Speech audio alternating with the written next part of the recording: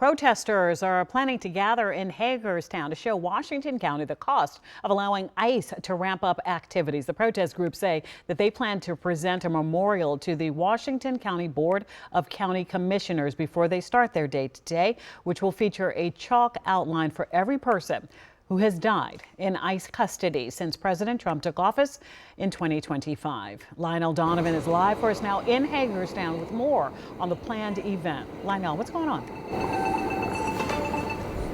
Good morning, Allison. Well, like you said, we are here in downtown Hagerstown right now where that protest is kicked off, and we have watched protesters put down those chalk outlines that are meant to highlight every person that has died in ICE custody since 2025. And as you can see there right here, we have talked to some of the protesters who are putting them down, and they've said that dozens of these outlines are in front of the county buildings right now that are on this corner of the street in front of the county building. And right now here with me is Amber Dwyer of Hagerstown Rapid Response, who has helped put this protest together. Thank you so much for speaking with me today. Now, we understand that you all are out here in order to protest the ICE facility that's being set up in the Hagerstown's Williamsport area, but there's also another issue that's brought you out this morning. Can you talk to us about that?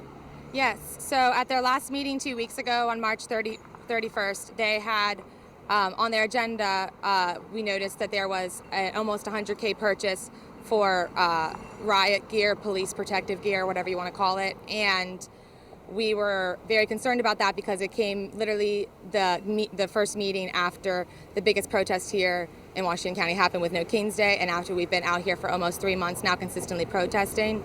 They claim that it's just standard that they're purchasing this, but they were also citing that they have to purchase it every 25 years, but it was confusing because they said that the last time they purchased anything was in 2015 for when the protesting in Baltimore was happening, so they're directly referencing that there was protesting happening, and that's why they're buying this gear.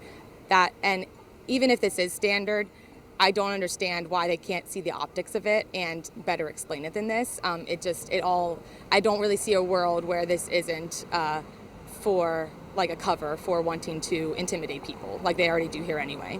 And speaking to that, have you been able to voice your opinions to the commissioners? Have the community been able to respond to this? The community responds. We share with each other the information, and we trust our community of members and people in the area that we're meeting and doing this with. But no, we do not trust the commissioners, and the commissioners clearly don't trust us because they don't want us to have public comment, and they claim that they're following the Maryland Open Meetings Act, which technically they are, and that act desperately needs to be changed, but they still shouldn't be.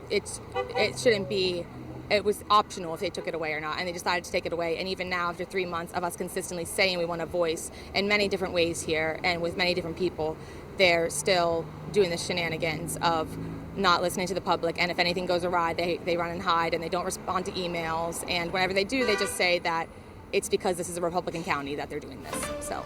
And last thing I want to ask you heard about the Community Trust Act, where, local law enforcement is not supposed to be working with ICE, but, with what's happening here in Washington County, how do you feel that fits, with that law? I'm very glad that the Community Trust Act is going to be likely passed today and put into law. I mean, it already was passed, but Governor Moore will sign it. We definitely need it, and the thing is, I think that it's great that it's going into law, but we'll see how it'll be applied here and what we'll have to do to ensure that it's applied here, because currently there already is a law preventing official 287G agreements, and our Sheriff Brian Albert has said that he thinks that his contract with those 287 agreements oversees the law, and that he has 90 days to end it, and so that it's not going to be ended until May. And I believe also that he was one of the sheriffs who was considering legal action against DHS for this, or against Maryland for this. And it's like whenever the person that's just supposed to enforce the law, no matter what, that's what they tell us, is they're there to enforce the law, isn't enforcing the law and is instead making loopholes and being sneaky about it, that doesn't build any community trust. So I'm glad it's in Maryland. We'll see if it comes here, and if not, we're going to have to make sure it does.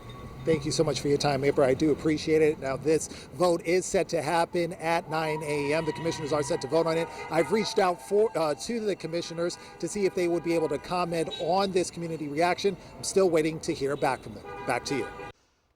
Lionel Donovan in Hagerstown live. Thank you, Lionel.